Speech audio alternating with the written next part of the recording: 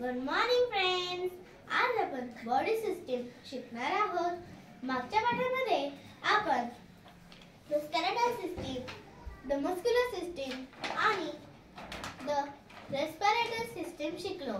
आता आपण the digestive system, circulatory system, excretory system आणि नर्वस सिस्टीम शिकणार आहोत. Let's start. सुरुवात करूया. The digestive system म्हणजे पचन संस्था. The organ involved in this system are the mouth, food pipe, stomach and the small and large intestine.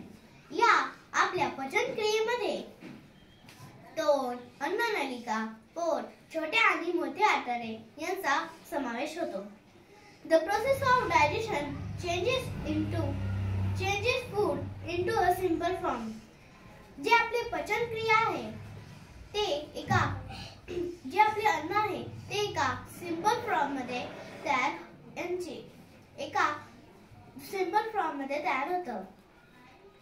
The process of digestion begins with the chewing of the food. जी आपली पचन क्रिया आहे ती आपल्या चावण्या व चघळण्यापासून सुरू होते. The saliva mixes with the food in the mouth. तोंडामध्ये जे आपण अन्न खातो त्यामध्ये आपली डाळ मिसळत जाते. The food enters the food pipe. This makes the food soft and easy to swallow. मग ते आपल्याला नरम आणि गिळायला सोपे जाते. The food enters the food pipe and then goes into a stomach. आधी ते आपल्या अन्ननलिकेमध्ये जाते, मग पोटामध्ये जाते. The food stays in the stomach for a few hours. काही तास ते पोटातच राहते. Here it changes into a thick liquid. मग त्याचा एका द्रव मध्ये तयार होतो. The food is completely broken down into a simple form in the small intestine. मग छोट्या आतड्यामध्ये ते अन्नाचे बारीक बारीक तुकडे होतात. The digested food absorbed by the blood जे पचलेले अन्न आहे ते ब्लड शोषून घेतं. The undigested food passes into a large intestine and out of the body through the anus as waste. आणि जे न पचलेले अन्न आहे ते मोठ्या आतड्यातून गदद्वाराद्वारे बाहेर टाकले जाते. आता आपण सर्क्युलेटरी सिस्टीम शिकणार आहोत. The circulatory system, the heart, blood vessels and blood are involved in this system.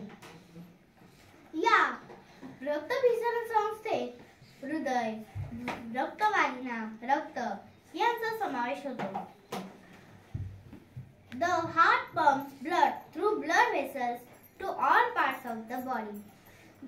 जे आपले हृदय असते ते पंप करते आणि ब्लड वाहिन्याने ते पूर्ण शरीराला पोहोचवते. The blood supplies oxygen and nourishment. जो ब्लड आहे ते ऑक्सिजन व nourishment पाठवतं. It also carries back the waste and materials of different parts of the body. ते सुद्धा वेगवेगळे वेस्ट बाहेर टाकून देते. आता आपण एक्सक्रीटरी सिस्टीम शिकणार आहोत. द एक्सक्रीटरी सिस्टीम म्हणजे विसर्जन संस्था. The organ involved in this system are skin, lungs, kidneys and large intestine. या रक्त विसर्जन संस्थेत त्वचा, फुफ्फुस, किडनी आणि मोठे आतडे काम करतात. याचा समावेश होतो. This organ helps in removing the body waste regularly. यामध्ये आपल्याला जे काही वेस्ट आहे ते तिथे काढून द्यायला मदत होते. The skin throughout sweat. जो आपला घाम आहे ती स्किन बाहेर टाकून देते. The lungs expel carbon dioxide and other impurities. जे lungs आहेत ते काही कार्बन डायऑक्साइड आणि काही impurities बाहेर टाकून देते. The kidneys throw out urine आणि kidneys लघवी बाहेर टाकतात. The large intestine throw out solid waste through the anus. आणि large intestine जे काही waste आहे ते गुदद्वाराद्वारे बाहेर टाकले जाते. This keeps the body clean and healthy. याने आपले शरीर हे स्वच्छ होते आणि आपल्याला आरोग्यदायी ठेवते. The nervous system. आता आपण मज्जासंस्था शिकूया. The nervous system म्हणजे मज्जासंस्था. This system involves nerves, spinal cord and the brain. या सिस्टीम मध्ये मज्जा आपल्या नसा मेंदू यांचा समावेश होतो. The nerve system is connected to every part of the body.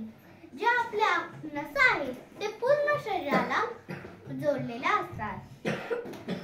The messages are carried from all parts and every part of the body through the nerve. जे काही मेसेज आहेत ते पूर्ण शरीराला पाठवले जाते नर्व्स कडून. Our actions and reactions and all control this system. ही आपली मज्जासंस्था ते आपले ऍक्शन्स आणि रिॲक्शन्स कंट्रोल करतात. We will learn about reproductive system in higher classes. आता आपण reproductive system पुढच्या क्लासमध्ये शिकूया. धन्यवाद.